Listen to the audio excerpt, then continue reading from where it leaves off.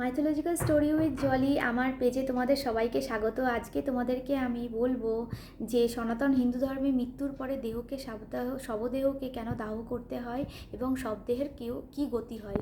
গরুর পুরাণে বলা আছে যে ভগবান বিষ্ণুর কাছে যখন গরুর জিজ্ঞাসা করেছিলেন যে আমাদের শবদেহকে কেন দাহ করাটা জরুরি, তখন ভগবান শ্রীকৃষ্ণ বলেছিল যে কোনো অসৎ ব্যক্তিতে তার জীবনে যখন এমন কোনো কাজ যে অসৎ উপায়ে সমস্ত জীবন অতিবাহিত করেছে এবং বিশ্বাসঘাতকতা করেছে, ছলনা করেছে, এমন কোনো ব্যক্তি তার মৃত্যুর আগে মুহূর্ত জড়াব্যাধিতে আক্রান্ত হয়ে যায় এবং তার চোখের সামনে সে যখন যমদূতকে দেখে, তার শরীর ভীষণ পরিমাণে 40 লক্ষ বিষাক্ত বিছে কামড়ালে যেরকম যন্ত্রণা বেদনা হয় সেই রকম যন্ত্রণা শুরু হয় এবং সেই যখন তার পরিবারের এবং সেই সময় মৃত্যু যখন হতে হবে আর কি সামনে আগত, তখন সে তার পরিবারের সমস্ত স্মরণীয় ঘটনা, তার জীবনের স্মরণীয় ঘটনাকে অনুসরণ করতে লাগে।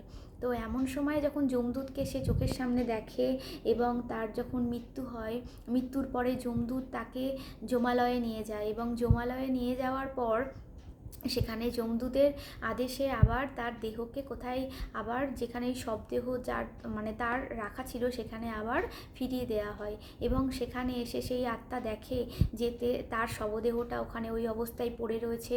তার আত্মীয় স্বজন তাকে এই অবস্থায় দেখে কাঁদতে লাগে, ভীষণ পরিমাণে আর্তনাদ করে, কাঁদে। সেই দেখে সেই আত্মা ভীষণ পরিমাণে ভরাক্রান্ত হয়ে যায় এবং সে আবার চেষ্টা করে সেই দেহের মধ্যে প্রবেশ করতে, কিন্তু সে আর পারে না তার দেহের মধ্যে প্রবেশ করতে। এইভাবে 10 দিন নাগাদ তার আত্মীয় স্বজন যারা আছে তাকে পিণ্ডদান করে।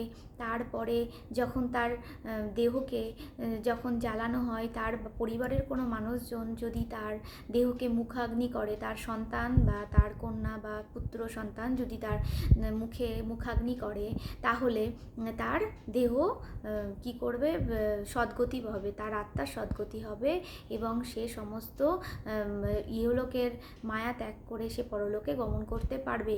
এবং বিভিন্ন ধরনের নিয়ম বলা থাকে যে মৃতদেহকে যখন রাখা হয়, বাঁশের যে খাট নির্মাণ করে সেখানে গোবর জল দিয়ে লেপতে হয় এবং লব এবং কুশ এবং সেখানে তিল ছড়াতে হয়।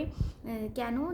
যেহেতু ভগবান শ্রীকৃষ্ণের ঘাম থেকে কুশের এবং তার লোম থেকে তিলের সৃষ্টি হয়েছিল, তাই জন্য মৃত ব্যক্তির শবদেহের নিচে যদি এইগুলো রাখা হয় তাহলে সদ্গতি প্রাপ্ত হয়। আরও এটাও বলা আছে যে মৃতদেহর ব্যক্তিকে যদি দাহ করা হয় এবং দাহ করতে করতে যখন অর্ধেক দাহ করা হয়ে যায়, তার মাথার খুলিকে জোরে আঘাত করে সেটাকে ভেঙে দিতে হয়, নাকি না হলে তার আত্মার সদ্গতি হয় না।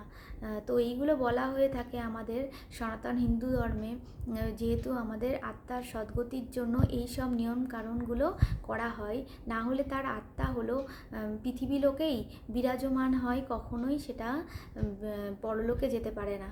আমাদের এই মায়া ত্যাগ করে সেটা কখনোই পরলোকে আর যেতে পারে না।